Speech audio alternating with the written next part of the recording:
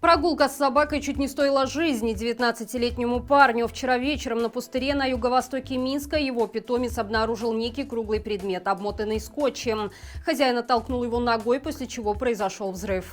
Сейчас парень находится в больнице, и, как отмечают местные жители, нечто похожее на взрывы происходило в этом месте и раньше. Следственный комитет уже успел отреагировать на случившееся, сухо сообщив о том, что ими ведутся экспертные исследования и опрашиваются очевидцы. Стоит отметить, что раньше на месте взрыва находилась колония, которую сносили в том числе и с помощью взрывов. Однако крайне сомнительно, что маломощное взрывное устройство может иметь какое-то отношение к промышленной взрывчатке. Вероятно, в ближайшее время Геббельс ТВ выкатит очередное сенсационное расследование, следы которого будут вести к Хамасу, а группировка, в свою очередь, вновь отметит, что даже для нее такие методы боевых действий – это слишком. Сегодня в суде Советского района Минска должен был продолжиться процесс над жителем Минской площади перемен Степаном Латыповым. Однако судья Александр Волк решил направить его на судебно-психиатрическую экспертизу.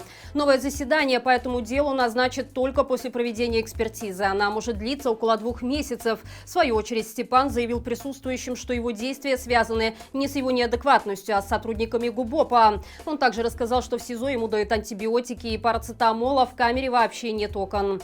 Условия содержания Степана на суде тоже оставляют желать лучшего. Его держали в стеклянной клетке с 3 конвоирами, к которым он был пристегнут наручниками 2 руками. Очевидцы также сообщили, что у Степана синяя шея, виден большой шрам. Латыпова обвиняют в мошенничестве в особо крупном размере, а также в грубом нарушении порядка и сопротивлении сотруднику милиции. На первом судебном заседании он заявил, что в ГУБОПе угрожали возбудить уголовное дело против его родных и соседей, а также поместить его в пресс-хату, если он не признает вину. После этого мужчина попытался перерезать себе шею ручкой.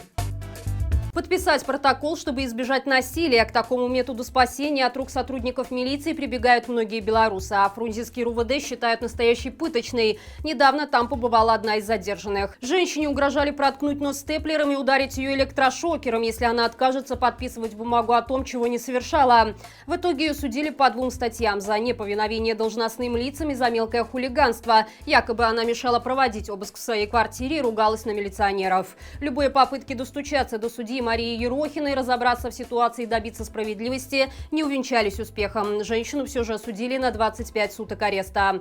Важно отметить, что в том же месте недавно пытали еще одну женщину. Ее душили собственными шнурками и били электрошокером, чтобы она разблокировала свой телефон. И тут хотелось бы вспомнить видео, снятое во Фрунзенском РУВД 12 августа 2020 года и опубликованное позже инициативой «Байпол». На нем было зафиксировано бесчеловечное преступное отношение к задержанным. В связи с происходящим в Германии, Литве, Польше и Чехии начали расследование по факту пыток в отношении белорусов со стороны сотрудников силовых органов.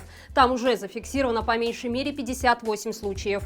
А вот белорусская сторона расследовать факт пыток отказывается, хотя в Следственный комитет поступило около 2000 заявлений.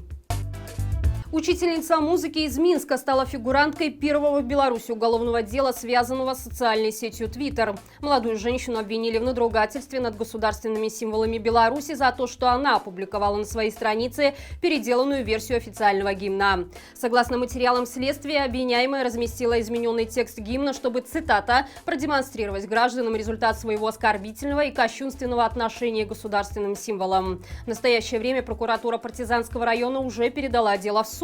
Женщине грозит до 1 года лишения свободы.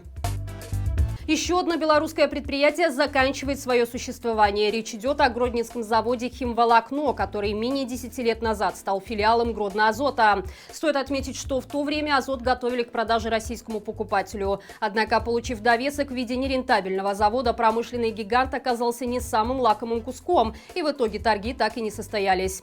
Вероятно, что теперь «Химволокно» окажется в статусе одного из цехов Азота. И самое интересное тут, что будет с большой свитой руководящего состава, включающей главного инженера, бухгалтера и прочих штатных идеологов.